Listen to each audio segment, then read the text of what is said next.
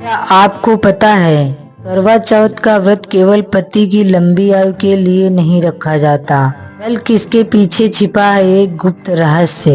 एक ऐसा रहस्य जो हमारे प्राचीन धर्म और संस्कृति की जड़ों से जुड़ा हुआ है। आज हम आपको सुनाएंगे करवा चौथ व्रत की वह रहस्यमयी कथा जो शायद ही आपने पहले कभी सुना हो। करवा चौथ हिंदू धर्म में एक ऐसा व्रत है जो केवल महिलाओं के द्वारा रखा जाता है, लेकिन क्या आप जानते हैं कि इसका संबंध केवल वैवाहिक जीवन से नहीं बल्कि ब्रह्मांडीय शक्तियों से भी है। इस कथा की शुरुआत होती है प्राचीन काल से, जब धरती और आकाश के बीच एक अनोखा संतुलन था और देवताओं और मनुष्यों के बीच संपर्क की सीमाएं बहुत ही पतली थी। पुराणों के अनुसार एक समय की बात है जब धरती पर महिलाओं के पास असाधारण शक्ति हुआ करती थी। यह शक्ति केवल उनके तप और साधना से नहीं बल्कि करवा चौथ जैसे व्रतों से भी मिलती थी। कहते हैं महिलाएं विशेष रूप से करवा चौथ के दिन अपनी शक्तियों को जागृत करती थी। यह व्रत न केवल उनके पति की लंबी आयु के लिए था बल्कि उन्हें ब्रह्मांड की ऊर्जा से जोड़ने का एक माध्यम भी था। लेकिन इस शक्ति की एक रहस्यमय कथा भी थी। एक समय की बात है, सतयुग में एक महिला थी जिसका नाम करवा था। वह अपने तप और पति की प्रति अटूट प्रेम के लिए जानी जाती थी। उसकी भक्ति इतनी प्रबल थी कि वह अपने पति को यमराज से भी छीन सकती थी। यह कहानी मात्र नहीं बल्कि एक प्रमाण है कि इस व्रत के पीछे कितनी गहरी ताकत छिपी हुई है। एक दिन करवा का पति नदी में स्नान कर रहा था, तभी एक मगरमच्छ ने उसे पकड़ लिया। करवा ने अपनी पति की रक्षा के लिए तत्काल यमराज का ध्यान किया। उसके दृढ़ संकल्प और भक्ति से यमराज प्रकट हुए। उन्होंने मगरमच्छ को मारने का आदेश दिया, लेकिन करवा के साहस से प्रभावित होकर उन्होंने यह वचन भी दिया कि करवा चौथ व्रत का पालन करने वाली सभी स्त्रियों के पति की रक्षा मैं स्वयं करूंगा। दोस्तों, यहाँ पर हमारे अंदर एक महत्वपूर्ण प्रश्न उठता है, करवा की यह शक्ति आखिर आई कहाँ से? यह केवल भक्ति थी या कुछ और गुप्त रहस्य? पुराणों में बताया गया है कि करवा की शक्ति का स्रोत चंद्रमा और सूर्य की विशेष ऊर्जा में छुपा था।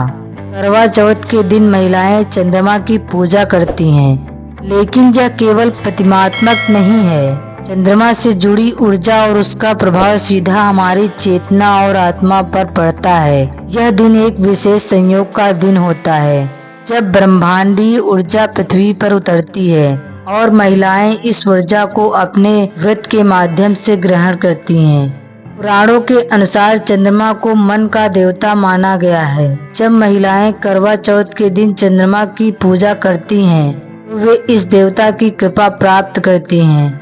इसका एक और गुप्त अर्थ है, चंद्रमा की शीतलता और स्थिरता उस स्त्री के मन और आत्मा में संतुलन लाने का काम करती है। यह संतुलन न केवल उसके वैवाहिक जीवन को सुदृढ़ बनाता है बल्कि उसे जीवन के हर पहलू में शक्ति और स्थिरता प्रदान करता है। करवा चौथ का रहस्य केवल बाहरी अनुष्ठान में नहीं है बल्कि इसके माध्यम से स्त्रियां अपने आंतरिक शक्ति और ब्रह्मांड की ऊर्जा से जुड़ती हैं।